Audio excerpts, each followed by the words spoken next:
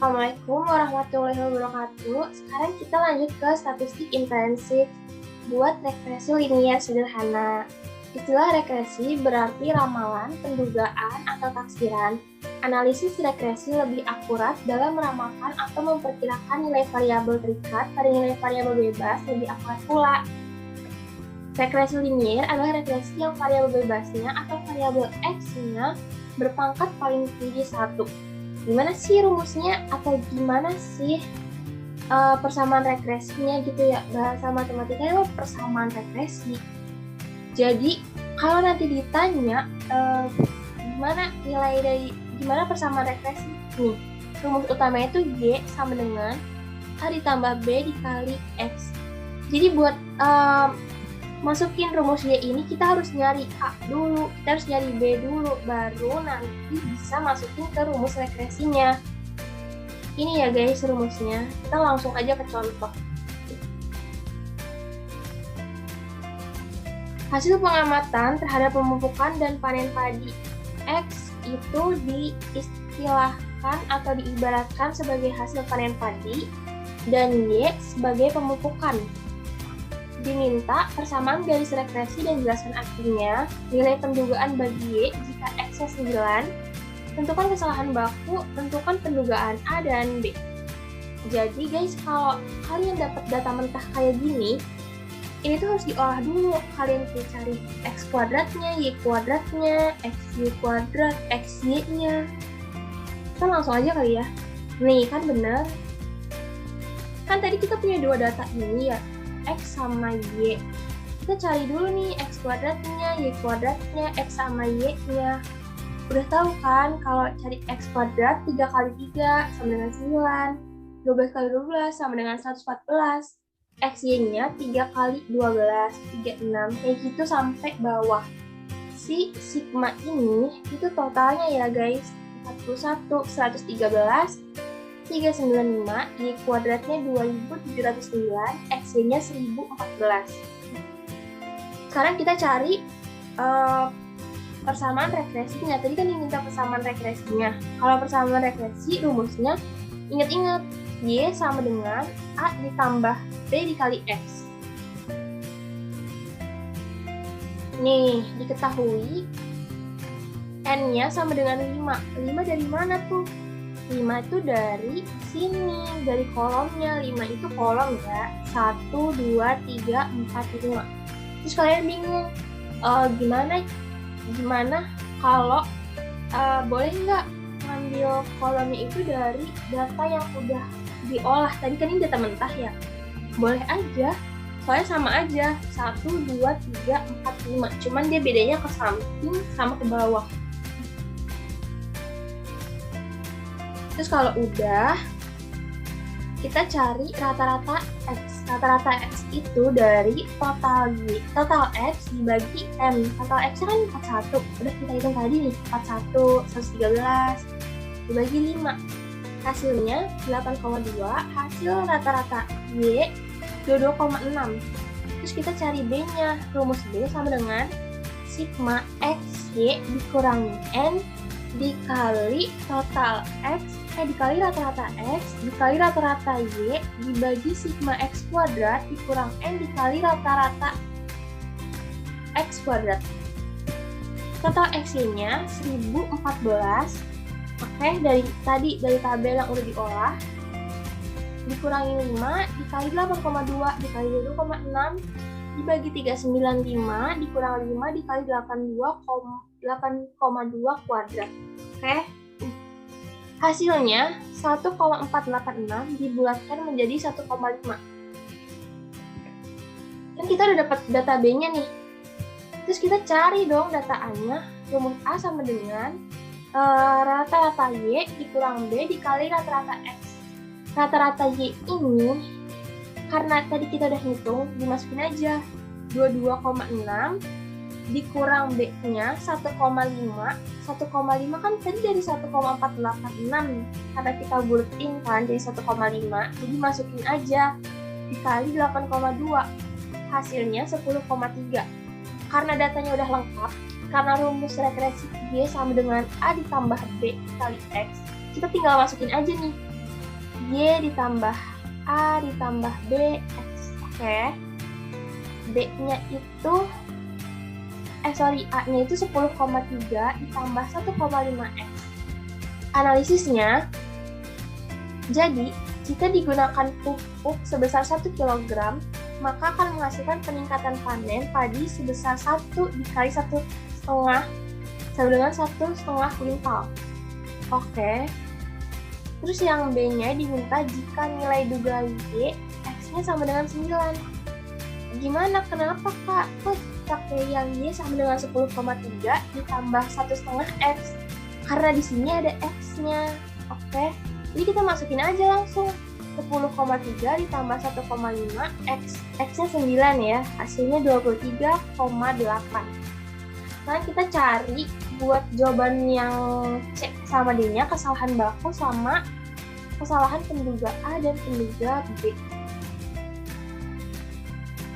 Ini ya guys. Ini sama aja kayak tadi, cuman dipindahin aja biar gampang. Ini 5. Terus sigma atau total Y kuadratnya 2709.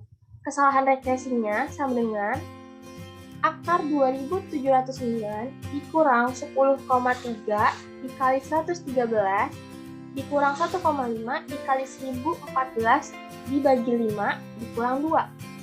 5 ini N-nya dan 2 ini emang rumus dari sananya. Jadi kalian nanti kalau ngerjain 2079 ini kan sigma Y kuadrat dikurang A dikali sigma Y dikurang B dikali sigma XY dibagi 5 itu N dikurang 2. Oke, 2 itu emang ketetapan dari rumusnya. Sama dengan 2,9. Terus gimana cara cari kesalahan baku penduga A dan penduga B? Nih, penduga A itu akar 395 dikali 2,9 dibagi 5 dikali 395 dikurang 41 kuadrat. Hasilnya 1,97. Yang kesalahan penduga B hasilnya 0,38. Oke, kita lanjut. Nah, di sini ya. Itu di sini ada pengujian hipotesis koefisien regresi parameter A dan B. Sebenarnya ada banyak banget materi linear sederhana. Cuman di sini aku mau jelasin aja konsepnya. Buat kesananya tuh sama. Kita emang disuruh kalian harus banget nentuin dulu 5 step. Yang pertama menentukan formulasi, yang kedua itu menentukan taraf nyata, yang ketiga menentukan kriteria, yang keempat uji hipotesis, dan yang kelima itu kesimpulan ya guys. Kayak di sini H0.2A sama dengan A0, H1 kriterianya. Jadi yang masuk kriteria H1 itu A lebih besar dari A0, A lebih kecil dari A0, dan A tidak sama dengan A0. Selain itu masuk H0. Oke. Yang B-nya juga sama, cuman dia ada semacam analisisnya gitu. Jadi kalau sini ya kita ambil contoh. Kalau B0-nya lebih besar dari 0, berarti pengaruh X terhadap Y adalah positif. Terus kebalikannya, kalau B-nya lebih kecil dari 0, berarti pengaruhnya itu negatif. Nih, kan tadi baru step pertama. Ini yang aku bilang tadi, ada 5 step. Dan ini step kedua, menentukan taraf nyata. Taraf nyatanya itu misalnya kayak dapat dari soal ada 5%, berarti kan 0,05. Itu taraf nyatanya atau derajat bebasnya. Kalau di parameter A dan parameter B, taraf nyatanya itu N-2. Oke. Jadi beda soal itu beda aturan. Jadi kalian tuh emang harus jeli gitu nyari rumusnya, nyari contoh-contoh soalnya. Tapi secara keseluruhan konsepnya sama, cuman beda aturan sedikit aja. Itu yang nentuin ya bakal H0 diterima, H0, H1 ditolak tuh apa. Nih, menentukan kriteria pengujian. Jadi di sini tuh ada 3. Kalian kan nanti ngitung termasuk kriteria yang mana nih? H0 diterima apabila T0 lebih kecil dari TA. H0 ditolak apabila T0 lebih besar dari TA. Ada 3 ya, 1, 2, 3. Tadi kan kalian ngitung, kalian kriteriain tuh jawaban kita tuh termasuk yang mana sih? Misalkan ya, kalau jawabannya itu T0-nya tuh 1, lebih kecil dari TA, TA-nya 5. Bener dong, T0 lebih kecil dari 5.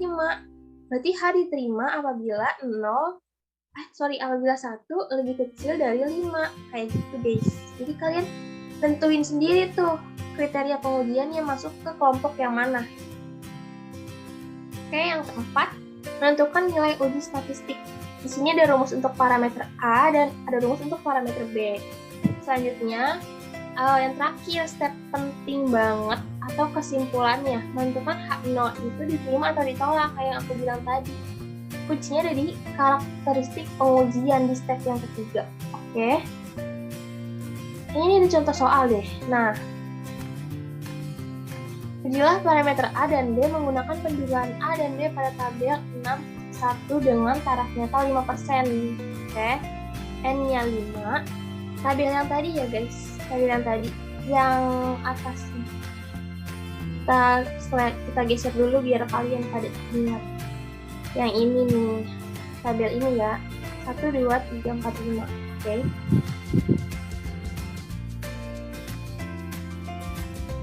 A-nya 10,3, XA-nya 1,97, B-nya 1,5 yang tadi kita hitung karena dibuletin, dan SB-nya 0,38. Formulasi hipotesisnya, nah ini H0 sama dengan A sama dengan A0. Jadi kalau H0-nya sama dengan, pasangannya itu H1-nya pasti tidak sama dengan. Oke, kalau sama dengan, pasangannya itu tidak sama dengan. Terus untuk parameter B-nya, H0 sama dengan B sama dengan B0, H1-nya B tidak sama dengan B0. Tarafnya tanya 5% yang kayak aku bilang tadi. Nah, itu dari soal ya, 5% sama dengan 0,05 dari 5/100. Sama dengan 0,05 karena tadi rumusnya N/2, jadi 5 dikurangin 2 sama dengan 3.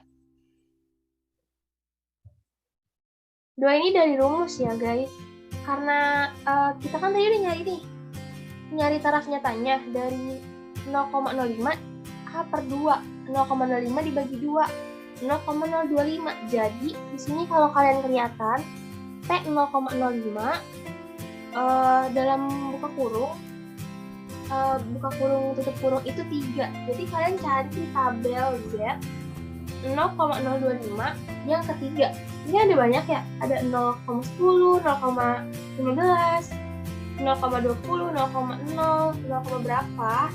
Dicari di atasnya 0,025, terus ke bawahnya berapa? Ke bawahnya 3. Didapat hasilnya 3,81. Oke. Step yang ketiga, kita cari kriteria pengujiannya. Kan tadi kita udah dapet nih ya, yang kayak aku bilang tadi. Kita sendiri nih yang nentuin masuk ke kelompok mana, karena dia 3,81. Karena tadi dia 3,81, berarti H0 ini diterima apabila bacanya gini ya, H0 diterima apabila T0 lebih besar dari min 3,81 dan lebih kecil 3,81. Kalau kalian bingung, bacanya dari tengah. T0 lebih besar dari min 3,81 dan T0 lebih kecil dari 3,81. Artinya dia itu nggak boleh kurang dari min 3,81, tapi juga nggak boleh lebih dari 3,81. Jadi di tengah-tengah, gitu, nge-stuck di tengah-tengah. H0 diterima apabila kayak gini ya, dan H0 ditolak apabila lebih kecil dari min 3,81 kayak aku bilang tadi. Jadi dia nggak boleh nih, nggak boleh lebih kecil dari min 3,81 atau nggak boleh lebih besar dari 3,81. Kayak gitu aturannya. Jadi ini tuh nanti nih yang bakal nentuin kesimpulan H0 ini diterima atau ditolak. H0 ini valid atau enggak, kayak gitu. Terus yang keempat, uji statistik. Untuk parameter A, rumusnya yang tadi ya, jadi 10,3 dikurang 0 dibagi 1,97, hasilnya 5,23, dan untuk parameter B-nya, 1,5 dikurang 0 dibagi 0,38, kalau nggak salah itu dari A ya, dari SB, sama dengan 3,947. Udah ketahuan nih kan guys hasilnya. Jadi kita langsung aja buat kesimpulan.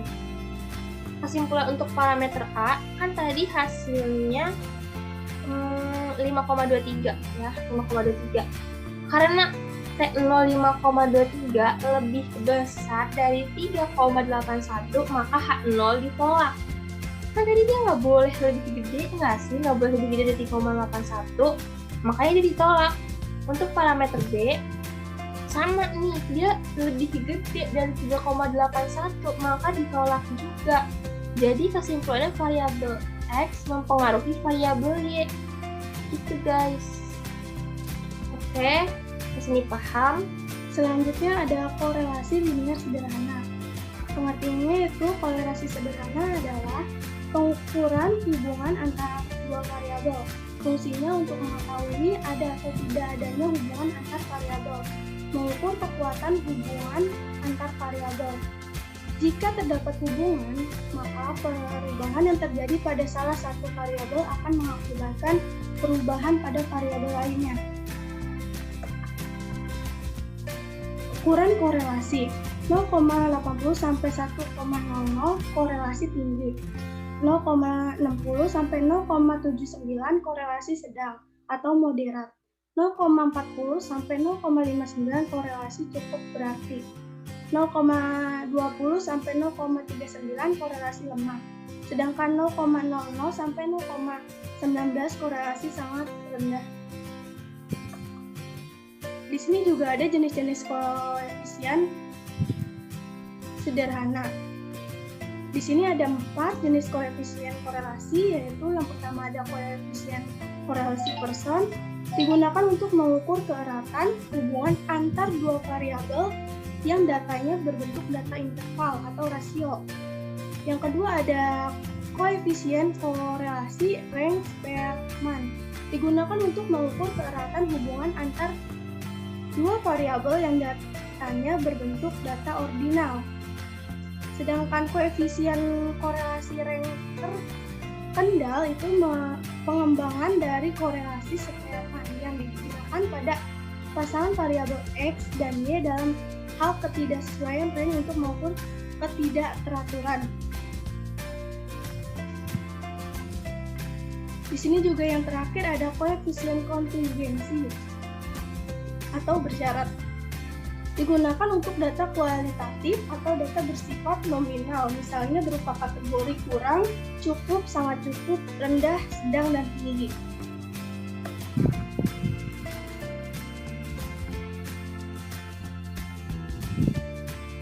Di sini juga ada rumus koefisien korelasi Pearson.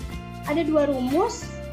Yang pertama ada metode least square, di mana itu rumusnya R sama dengan N sigma XY dikurang sigma X dikali sigma Y dibagi akar N sigma X kuadrat dikurang sigma X kuadrat dikali N sigma Y kuadrat dikurang sigma Y kuadrat. Untuk metode produk momennya itu ada R sama dengan sigma XY dibagi akar sigma X kuadrat dikali sigma Y kuadrat, di mana R itu koefisien korelasi, X itu deviasi rata-rata variabel X, yaitu deviasi rata-rata variabel Y. Yang kedua ada koefisien korelasi, rumusnya itu ada dua, yaitu Range-Spearman dan Range-Kendall. Rumus Range-Spearman itu ada RS sama dengan 1 dikurangnya 6 sigma D kuadrat dibagi N dikali N kuadrat kurang 1. Itu RS itu koefisien rank Spearman-nya, D itu selisih dalam ranking, N itu banyaknya pasangan rank. Sedangkan rank kendal itu rumusnya R sama dengan S bagi setengah N dikali N kurang 1 sama dengan C dikurang D setengah N kali N min 1. R itu koefisien rank kendal, S itu statistik untuk jumlah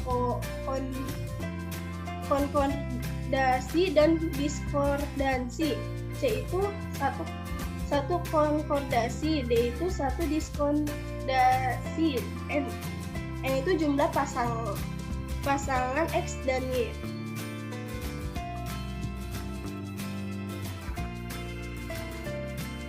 Koefisien korelasi kontingensi, di mana itu rumusnya ada C sama dengan X kuadrat. C sama dengan akar X kuadrat dibagi X kuadrat plus N, di mana X kuadrat itu K kuadrat, N itu jumlah seluruh frekuensi, C itu koefisien korelasinya. Untuk mencari X kuadrat itu bisa dituliskan yaitu sigma NI sama dengan 1, sigma NJ sama dengan 1, NIJ dikurang NIJ kuadrat dibagi NIJ. Untuk mencari NIJ sendiri itu N1 dikurang NIJ dibagi N. Nah, di sini juga ada koefisien penentu atau determinasi. Untuk pengertiannya, itu ada koefisien determinasi menjelaskan besarnya pengaruh nilai suatu variabel, yaitu ada variabel X terhadap naik turunnya varian nilai variabel lainnya atau variabel Y. Rumusnya itu ada R kuadrat sama dengan R kuadrat dikali 100%. R itu koefisien korelasi person. Kita langsung ke contoh soal.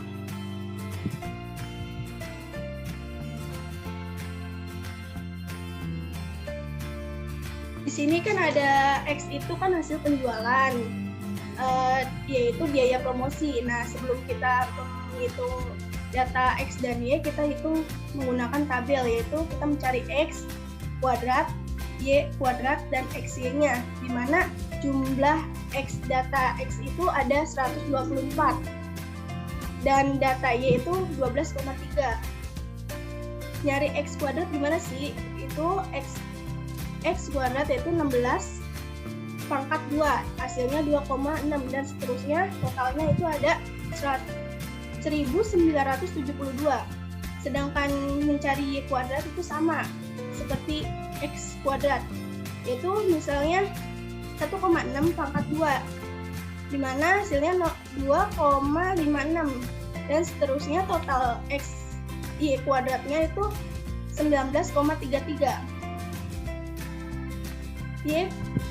Y itu mencari XY itu sama dengan 16 dikali 1,6, hasilnya 26,6, dan seterusnya hasil total XY itu 194,7. Nah, kita langsung perhitungannya aja.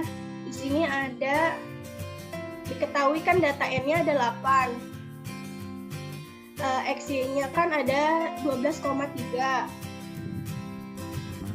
Di sini sigma X-nya ada 124.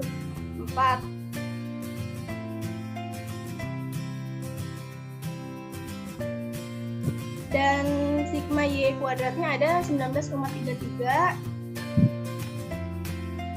Sigma X kuadratnya ada 1972. Dan sigma X Y-nya itu ada 194,7.